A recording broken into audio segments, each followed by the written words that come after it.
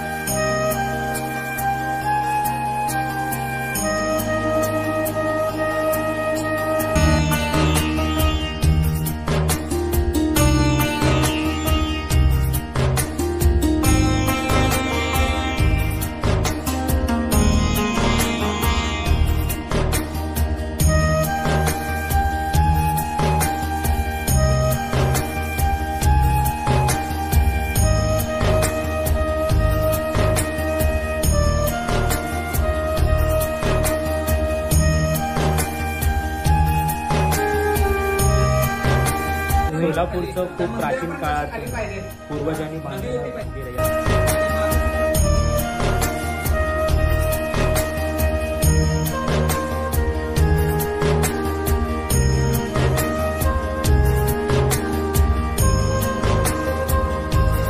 हे आहे आम्ही आमच्या मित्राच्या घरी आलेलो, भागेश विजापूर यांचं गाव। इथेच आम्ही आता सकाळी नाश्ता केला।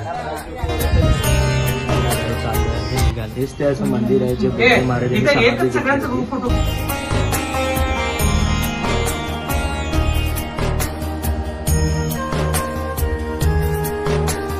त्या गाडीने जाणार आहे पंढरपूर, अक्कलकोट, तुळजापूर येथे। ह्याच गाडीने आम्ही आता दर्शन करणार आहे गाणगापूर वगैरे। बोला पुंडलिक ज्ञानदेव तुकाराम पंढरीनाथ महाराज की जय, श्री संत बोधले महाराज की जय।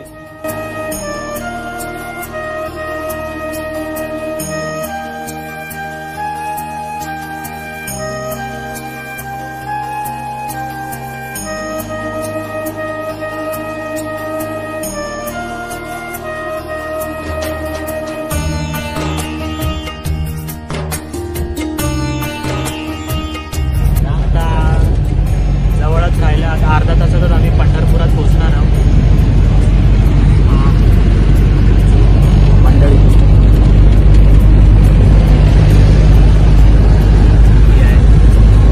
आमचे स्वामी। आम्ही आता पंढरपूरमध्ये आलो आहे। आता आम्ही गाडी पार्क करून चंद्रभागेकडे चाललो आहे। चंद्रभागेकडे जाऊन भेटू आपण आता चंद्रभागे। आषाढी कार्तिकी म्हटली की डोळ्यासमोर उभी राहते ती तहानभूक हरपून विठ्ठल नामाचा घोष करीत पंढरीची वाट चालणारी वारकऱ्यांची मांदियाळी। विठू माऊलीच्या ओढीनं अष्टदिशातून जणू भक्तिगंगाच वाहत पंढरपुरी भीमाचंद्रभागेला येऊन मिळते आणि या त्रिवेणी संगमातून भक्तीचा महासागर निर्माण होतो। त्याची गर्जना, त्याची गाज सर्वत्र ऐकू येऊ लागते आणि देहाने कोठे असले तरी मराठी मन गाऊ लागते। अवघे गरजे पंढरपुर, चालला नामाचा गजर, चालला नामाचा गजर।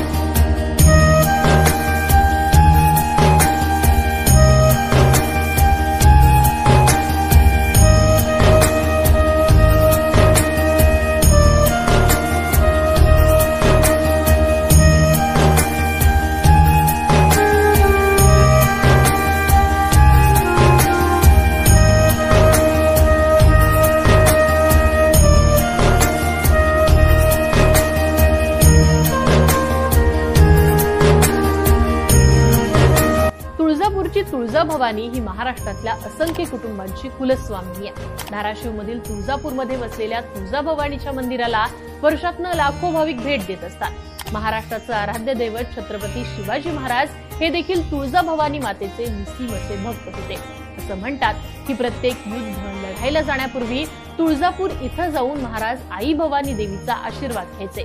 माता तुळजाभवानीने छत्रपती शिवाजी महाराजांना एक भव्य तलवार बहाल केलेली, जिच्या जोरावर त्यांनी अगणित युद्ध जिंकली आणि हिंदवी स्वराज्य निर्माण केलं.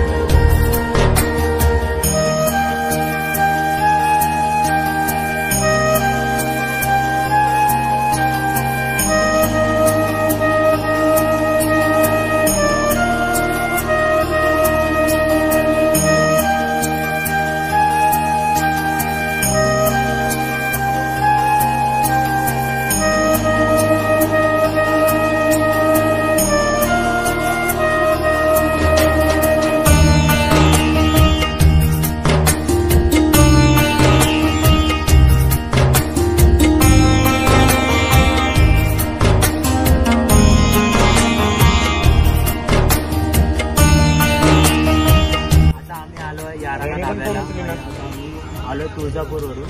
आम्ही मस्त बघा जेवण करणार आहे आणि आता घरी जाऊ आराम करणार.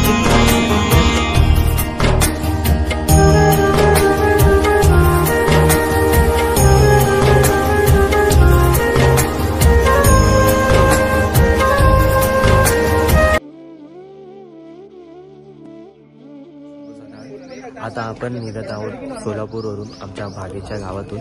आता आम्ही अक्कलकोट, त्यानंतर गाणगापूर असं यात्रा करत निघत.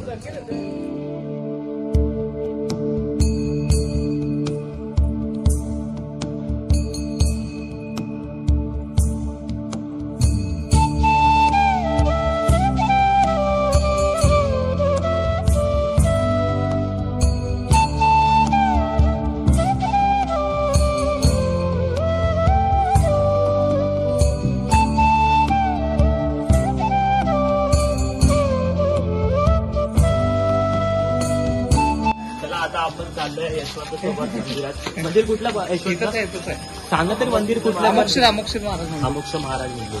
चला.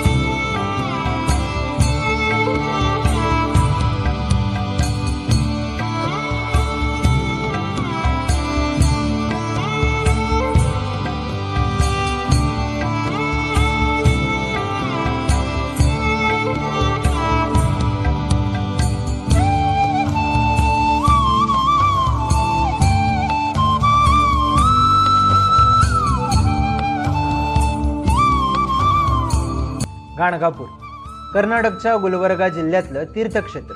इथं सगळ्या भारतातून आणि विशेषतः महाराष्ट्रातून भाविकांचा, दत्त भक्तांचा प्रचंड ओढा असतो. गाणगापूर हे दत्त मंदिरासाठी सुपरिचित असलं तरी इथे आहे एक मठ आणि या मठाच्या भोवती फिरणाऱ्या बऱ्याच आख्यायिका. मुळात हे दत्ताचे दुसरे अवतार नृसिंह स्वामी सरस्वतींचं स्थान मानलं जातं. असं सांगण्यात येतं की नृसिंह स्वामी सरस्वतींचा जन्म महाराष्ट्रात लाडकारंजा इथं झाला. मग त्यांनी काशीला जाऊन संन्यास दीक्षा घेतली. मग आपल्या आयुष्यातली अखेरची 38 वर्ष ते गाणगापूरमध्येच होते. इथं त्यांनी मठ बांधला आणि आपल्या पादुका ठेवून गुप्त झाले.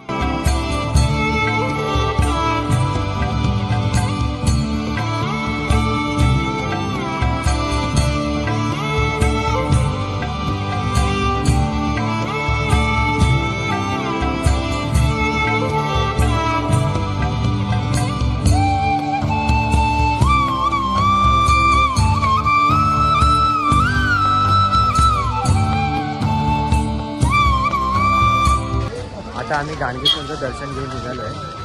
पण इकडे असं माहिती एक आली आहे की गाणगेश्वरचं दर्शन पूर्ण होत नाही जोपर्यंत आपण कलेश्वर आणि संगम असं दोन्ही देवांचं दर्शन घेतल्याशिवाय गाणगेश्वराचं दत्त अवताराचं दर्शन पूर्ण होत नाही असं म्हणतो. आता पुढे आपण कलेश्वर आणि संगम या देवांचं दर्शन घेतो.